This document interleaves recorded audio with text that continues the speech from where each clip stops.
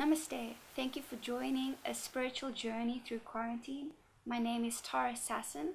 After high school, I took a gap year and visited incredible India, where I explored the culture and the spiritual practices of the place.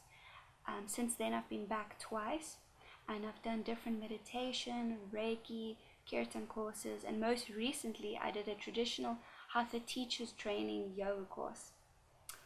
I'm also the chairperson of a spirituality, philosophy and yoga society, and I'm in my final year studying industrial psychology.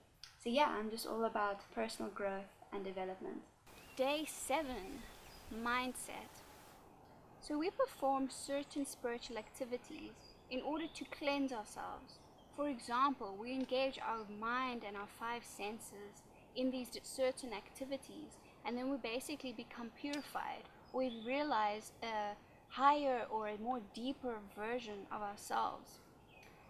But in order to perform these spiritual activities effectively, first of all, we have to do them at the right time and in the right place. And you'll also notice that there are certain things that you have to avoid in order for it to work. And there also may be certain obstacles you may need to overcome in order to really have most of the benefit that these spiritual practices provides one.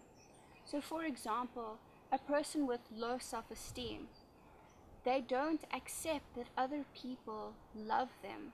They view themselves as being bad or unworthy, and so they don't feel that someone else genuinely cares or loves them. They basically just think that other people are using them or manipulating them.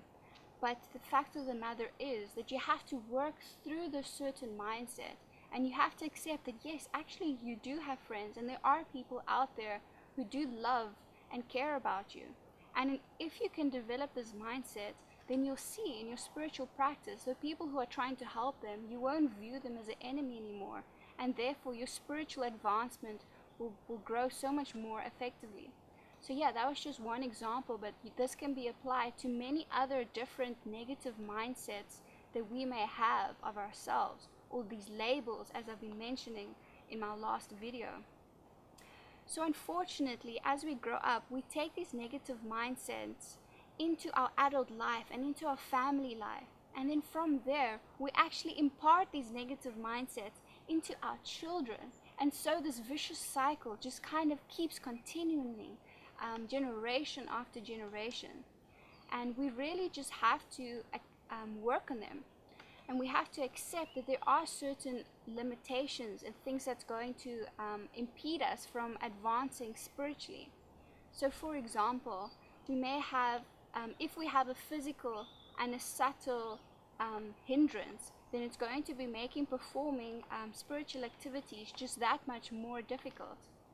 For example, if I'm really healthy, if my body is physically healthy and I eat well, it's so much easier for me to engage in like devotional service or to do certain, spiritual activities. And the same with my mind. Like if my mind is calm and peaceful and collective, then it's also easy for me to take in spiritual knowledge and to actually implement it into my life.